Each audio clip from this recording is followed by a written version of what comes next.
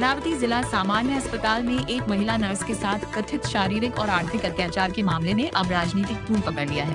प्रशासन पर मामले को गंभीरता से न लेने का आरोप लगाते हुए महाराष्ट्र राज्य परिचारिका संगठन अमरावती शाखा के पदाधिकारियों ने आज पूर्व पालक मंत्री और कांग्रेस नेता यशोमती ठाकुर के निवास पर पहुंचकर ज्ञापन सौंपा। इस दौरान संगठन के प्रतिनिधियों ने महिला नर्सों पर बढ़ते अत्याचार, अस्पताल में पर्याप्त सुरक्षा व्यवस्था की कमी और प्रशासन की निष्क्रियता को लेकर नाराजगी जताई। उन्होंने दोषियों के खिलाफ तत्काल और कड़ी कार्रवाई की मांग की। मामले की गंभीरता को देखते हुए यशोमती ठाकुर ने तुरंत जिलाधिकारी से चर्चा कर उचित कार्रवाई सुनिश्चित करने का आश्वासन दिया। उन्होंने कहा कि महिला स्वास्थ्य कर्मियों की सुरक्षा से किसी भी प्रकार का समझौता नहीं किया जाएगा। इसके साथ ही जिला सामान्य अस्पताल में महिला नर्सों की सुरक्षा बढ़ाने के लिए डीपीसी निधि के अंतर्गत सीसीटीवी कैमरे लगाने तथा अन्य आवश्यक सुरक्षा उपाय जल्द लागू करने का भरोसा भी दिया गया।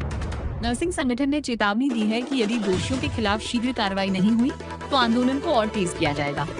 इस घटना के बाद अस्पताल प्रशासन और स्वास्थ्य विभाग की कार्यप्रणाली को लेकर भी कई सवाल उठने लगे हैं। कलेक्टर साहेब नमस्कार, यशोमती मी स्पीकर फोनवर बोलते आपल्याशी।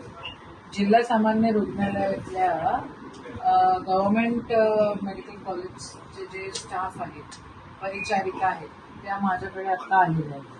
त्यांच्यामधल्या एक मेडिकल कॉलेजचा स्टाफ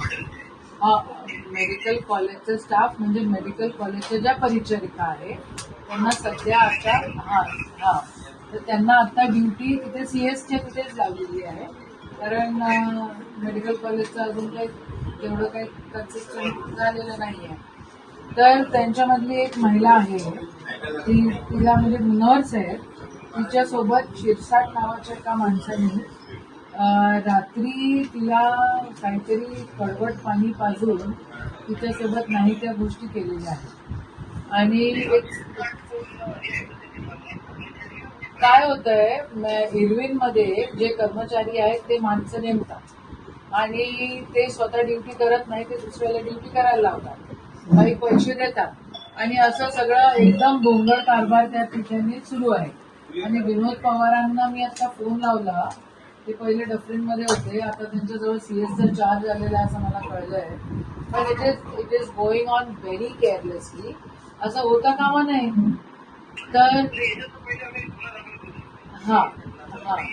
तर माझी एक विनंती आहे, या सगळ्या सिस्टर्स जे आहेत त्यांना तुम्हाला भेटायचं आहे, प्लीज त्यांचं ऐकून घ्या। त्या मुलीसोबत जे काही झालेलं आहे ते अतिशय घृणास्पद आहे आणि इरविन हॉस्पिटल कमिशनरांशी पण बोला, ठीक आहे। आणि आता तुम्ही आहात, can I send them to you? बरं, आता तिथे ते तर सीसीटीव्हीच नाहीये, तर आता डीपीटीसी मधनं तिथं इरविन हॉस्पिटलमध्ये सीसीटीव्ही तरी द्या, ठीक आहे? प्लीज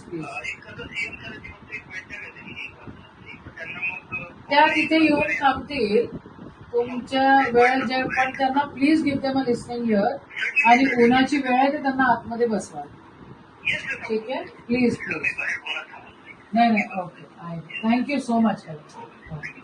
तुम्ही जा कलेक्टर साहेबांच्या तिथे बसा, ते व्यवस्थित ऐकून घेतील आणि काय नाही झालं ऍक्शन होईल, जे झालं ते चुकीचं झालं बेटा, तुमची स्वतःला सुरक्षित कर। असं कसं ना, how can such things happen?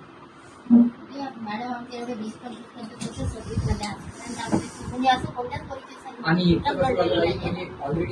Gadge Saheb